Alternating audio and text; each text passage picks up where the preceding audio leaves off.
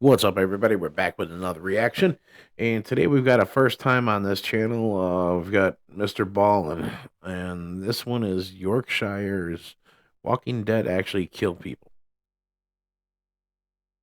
All right, it's a good start to somebody on the new or somebody new on the channel. I mean, I've been listening to some of his podcasts and stuff before. He's got some crazy stories, and I'm looking forward to checking them out with you guys. So, I'm looking forward to seeing what he's got in store for us because it's usually something really interesting. So let's just jump right into this and see what he's got to say. We got Mr. Ballin. Today's story is a good old-fashioned scary story that you might tell around a campfire. But before we get into that story, if you're a fan of the strange, dark, and mysterious delivered in story format, then you've come to the right place because that's all we do, and we upload once a week. So if that's of interest to you, please superglue 50 harmonicas to the front of the like button's car right before they leave for work. Also, please subscribe to our channel and turn on all notifications so you don't miss any of our weekly uploads. Okay, let's get into today's story. Well, that was an interesting start.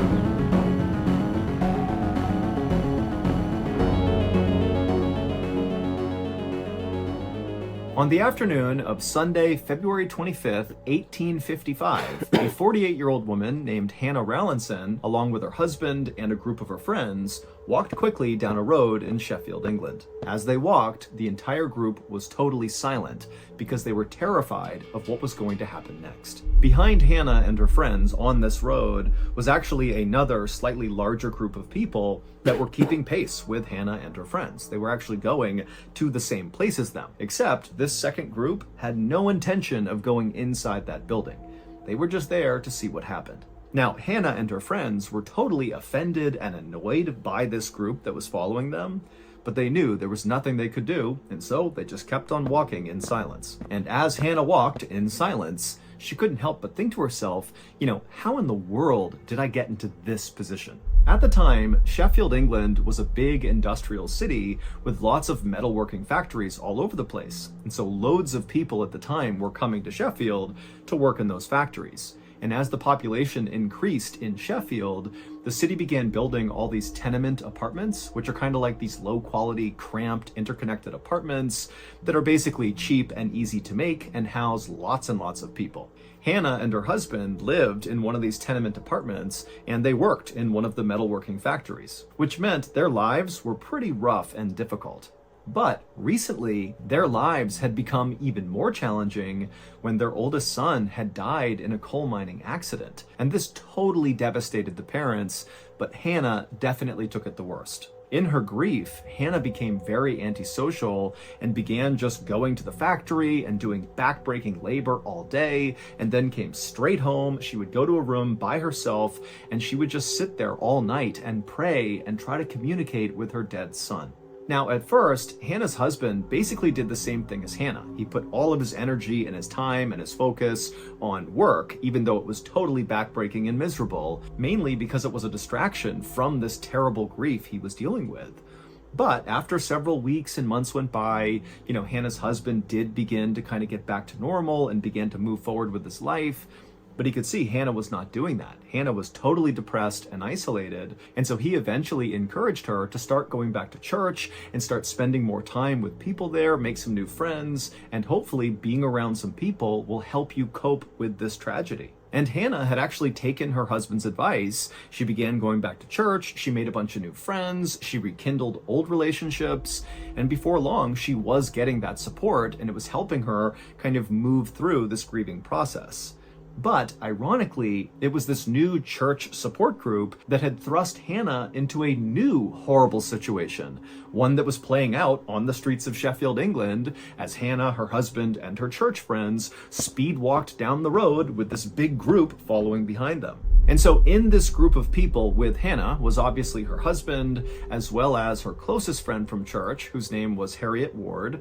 And then also there was 3 members of the Favell family. There was Mr. and Mrs. Favell, as well as Mrs. Favell's sister. And all of them were headed to the tenement apartment on Campo Lane, where Harriet Ward and the Favell family lived together. Hannah and her group, and the second group that was following them, all came from the same place. They all went to the same church, and that day, for the previous 2 hours before they all took to the streets here, they had been having this really heated argument about what to do about Harriet and the Favell family's basement. Or, more specifically, what to do about what was in their basement. Some parishioners said that Harriet and the Favell family were just totally making up what was going on in their basement. But other parishioners believed them and said that that basement was so dangerous, nobody should go in it. In fact, we should just board up that basement permanently, or we should just level the entire tenement apartment building. And when that idea began gaining some traction, that lots of people in the church began saying, yeah, let's block off the basement or knock the apartment down, the Favell family and Harriet, who lived in this apartment building and did not want to, permanently block off segments of it or knock it down, they got so angry that they just stood up and left. And at this point, Hannah and her husband just got up and left with their friends. Now, once they got outside, they didn't really have a plan, but they felt strongly that they just needed to get to the Campo Lane tenement apartment building and at a minimum, just be in there to prevent other people from showing up and doing something to the apartment, like trying to knock it down or do something to the basement. And so Hannah and her group began speed walking to the apartment, and this gaggle of other churchgoers who were a part of this argument just kind of naturally came outside and followed them. And then when Hannah and her friends reached the apartment building on Campo Lane, they went inside and shut and locked the door behind them. And for a moment, Hannah and the 5 other people she was with, they just stood there in silence, not really sure what to do next. But eventually, one of them said, "We gotta do something about the basement, because if we don't, the people outside will." Hannah walked over to the front of the apartment where there was a big window that looked out to the street. And when she looked out there, she saw the big group of people that had followed them were all kind of gathering around the small window that looked down into the Campo Lane tenement apartment basement. It was like all these people were jockeying for position to get the best look. Hannah shut the blind in frustration and then walked back over to the group. And then after a few minutes, Mr. Favell said, guys, it's only going to be daylight for a few more hours. If we're going to do something in the basement, we have to get down there before the daylight is gone. We can't be down there in the dark. The group nodded because they understood why. They definitely did not want to be down there in the dark. And then Mr. Favell looked over at Hannah's husband and he kind of gestured like, why don't we, the 2 of us, go down there together? And Hannah's husband, even though he did not want to go down there, he just nodded and said, okay, let's go. Moments later, Hannah, Harriet, and the 2 Favell women watched as the 2 men opened up the basement door, turned around and looked at the women, and then they slowly began descending the stairs. And then after a couple of minutes, the only sound coming out of the basement was the sound of these 2 men using big metal tools to attempt to break up the stone floor in the basement. For the next 2 hours, Mr. Favell and Hannah's husband continued to smash up the floor in the basement, but every time they removed a big piece of stone, all they'd find was dirt underneath. There was nothing else. Meanwhile, outside, the crowd looking in that window into the basement was only getting bigger and bigger. It was no longer just other members of their church. It was now just random people who saw this big group and walked over to see what was going on. And Hannah, who was at that window looking out into the street, she was seeing this group growing and seeing how rowdy they were getting, and it was starting to make her really nervous. But the nerves she felt about the crowd were nothing compared to the nerves she felt about her husband and Mr. Favell still being in that basement now that the sun was about to set. She did not want them down there in the dark. And finally, when the sun did set and the 2 men still had not come up, Hannah just rushed over to the basement and yelled for them to stop what they were doing and get up here. And the 2 men did as she asked. They dropped their tools and came upstairs looking totally dejected. They had not found the thing they were looking for down there, which meant they had failed. But Hannah and her friends were hoping that now that it was dark outside and the people outside could no longer actually see into the basement because it was too dark, that maybe the crowd would disperse. But as Hannah, her husband, Harriet, and the Favells sat down to have some dinner in the apartment, they looked outside periodically and they saw the crowd was not going away. If anything, the crowd was still continuing to get bigger. Now, you got to remember, this is Sheffield, England in the 1800s. This was a tough place to live. Everybody's working at these factories, doing this awful work 7 days a week for very little money, and there's virtually no entertainment anywhere. It's basically just work, work, work until you die.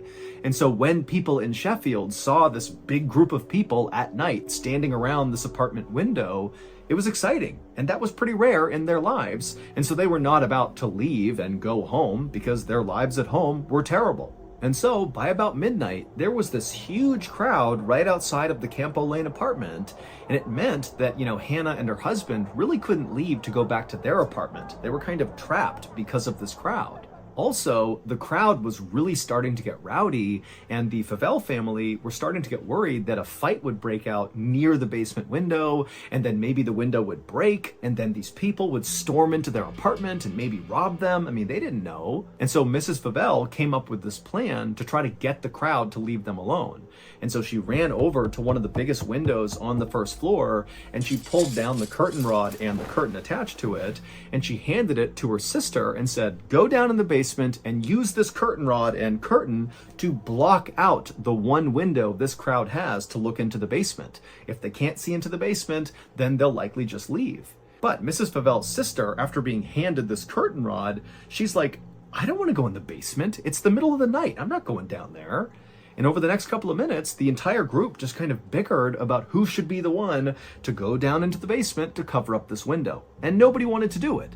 And finally, Hannah, who she's lost her son recently, she just wants to go home at this point, but she can't because of this stupid group. She finally just snaps and says, "You know what? I'll do it." And so she snatches the curtain rod and just walks right over to the basement door. She opens it up and begins descending the stairs before anybody else could stop her. And as she did, her husband and Harriet and the Favell family, they all crowded around the top of the basement.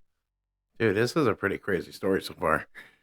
I'm liking this. This guy's got very good skill at telling stories and explaining things in detail. Kind of looking forward to seeing what they come across in this basement. That's crazy. Door, shit. she opens it up and begins descending the stairs before anybody else could stop her. And as she did, her husband and Harriet and the Favell family, they all crowded around the top of the basement stairs, looking down, kind of waiting to see what would happen.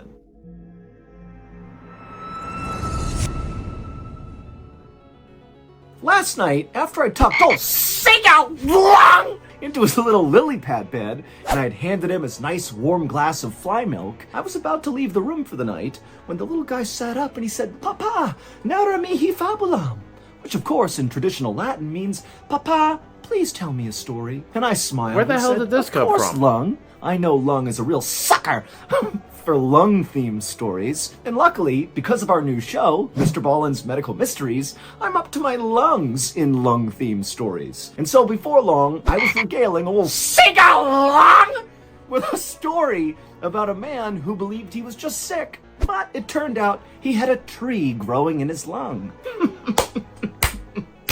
Something I'm sure we all can relate to. Speaking of relatability, if you haven't already, you really ought to check out Mr. Ballen's Medical Mysteries, because every week we cover totally strange, baffling medical mysteries that all originate from the one place we all can't escape, our own bodies. You can listen to Mr. Ballen's Medical Mysteries early on Amazon Music, because on that platform, we release them in batches of 8 episodes at once. But you can also listen to Mr. Ballen's Medical Mysteries on every other podcast platform. However, you only get one new episode every week. Again, Mr. Ballen's Medical Mysteries is available on all podcast platforms for free, but you can listen to it early in batches on Amazon Music, or new episodes once a week on every other platform. Okay, back to the story.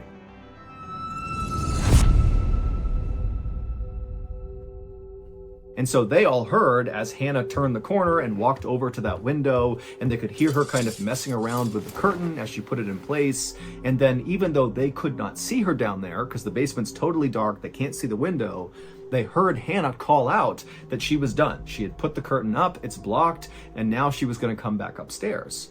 But after she yelled to them that she was coming back up, it went completely silent in the basement. And for like 5, 6, 7 seconds, all the people at the top of the stairs are waiting anxiously for Hannah to turn the corner and come up the stairs to safety. But then this tense silence was broken with a horrible scream coming out of the basement. It was Hannah, and then silence again. And at this point, Hannah's husband, he's like, oh my God, something's happened. And he charges down the stairs and he looks over and he sees Hannah is lying on the ground motionless. There's nothing else in the basement. It's just his wife and this covered up window. And so he runs over, he scoops her up and he runs her back upstairs and he lays her on the ground right outside of the basement door. And then he began to shake her to try to wake her up, but she wasn't waking up.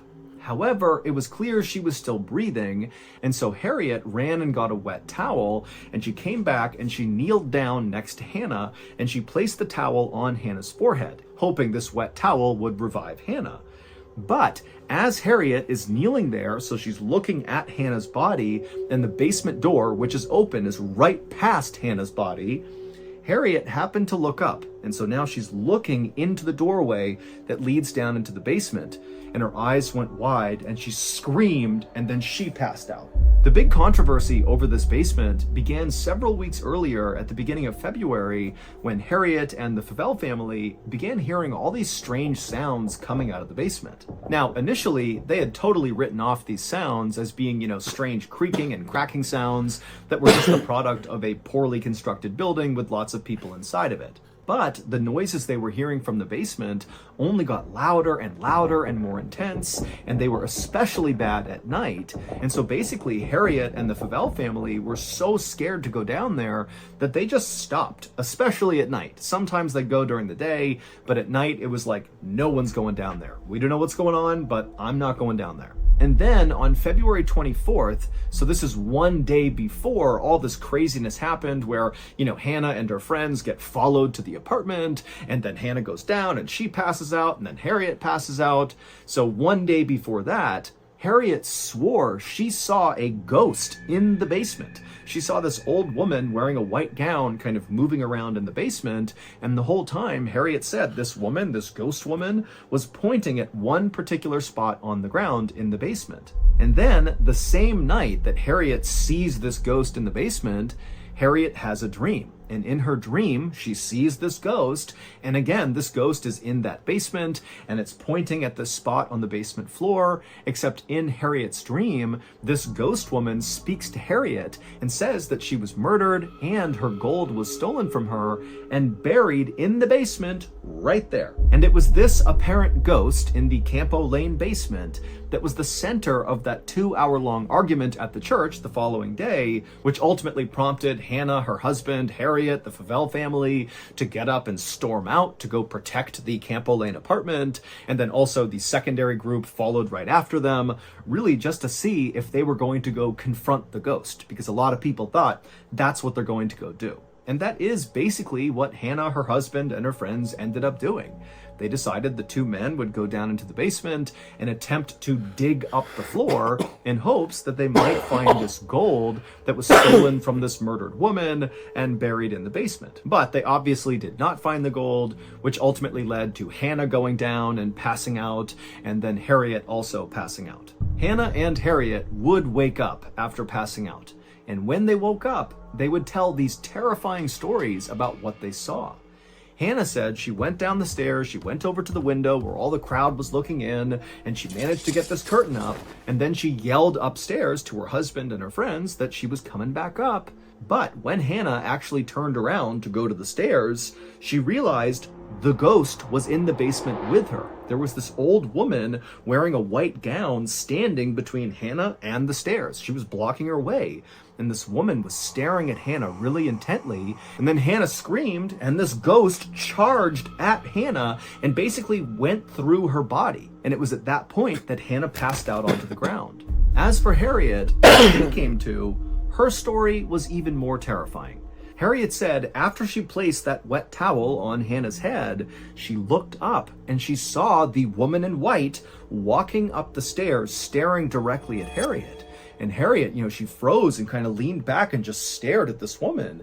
And the woman, she came right to the top of the stairs. She stopped in the doorway, and then she opened up her mouth grotesquely wide and just continued to stare directly at Harriet. And then with slow, trembling hands, the woman began taking off her nightgown, which eventually fell to the ground. And Harriet saw this woman was covered in cuts and gashes all over her chest and neck.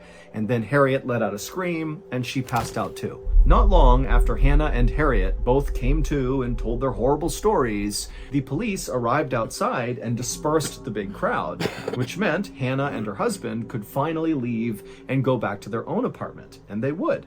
But just 12 hours later, Hannah would die. The Sheffield coroner held an inquest into Hannah's death, but he could find no scientific explanation for why Hannah actually died. And so on her death certificate, it basically says she died of fright. She was literally scared to death. Following Hannah's very bizarre and basically unexplained death, Harriet, who would survive, and the Favell family, they just moved out. They could not stand to be at that apartment any longer. And then also many more people who lived inside of this tenement apartment building on Campbell Lane, they also moved out because, again, it was just too terrifying to be near this basement. To this day, we still don't have a better explanation for what happened to Hannah. She was in good health, all things considered, when she died. And so really this didn't make any sense. And so this case still is one of the only in recorded history where somebody apparently died just from getting scared. What the fuck? Late one night in the spring of 1937, a young woman stumbled into her New York City apartment building, drunk from a long night of partying with friends. She made her way up the steps and reached her apartment door, and after she opened it up, she stepped inside and her little dog ran up to say hello, and so she gave her dog a pet, and then she walked towards her bedroom. But the moment she stepped foot into that pitch-black bedroom, something just felt off. It was too quiet. But before she could figure out why that was, something heavy came flying out of the darkness and hit her on the face. And for a moment, the woman just stood there, stunned. And then a second later, something else emerged from the darkness. 2 hands. That was a pretty good story. I'm gonna have to check out more of this guy's stuff because, like I said, he's a very good storyteller. I've only listened to a couple of his podcasts on Amazon, but yeah, when you get the video and you get the actual person telling it, it seems to give it a little more different feeling and whatnot. But that was a pretty cool story. Very interesting.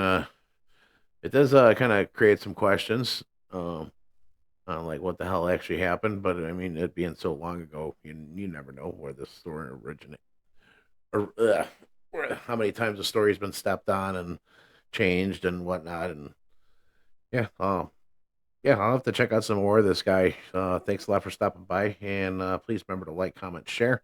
I will have the original video link down in the description. Please make sure to show the original uploader the support they deserve, because if they don't get the support they need, we don't make these kind of videos. So thanks again. We'll catch you out.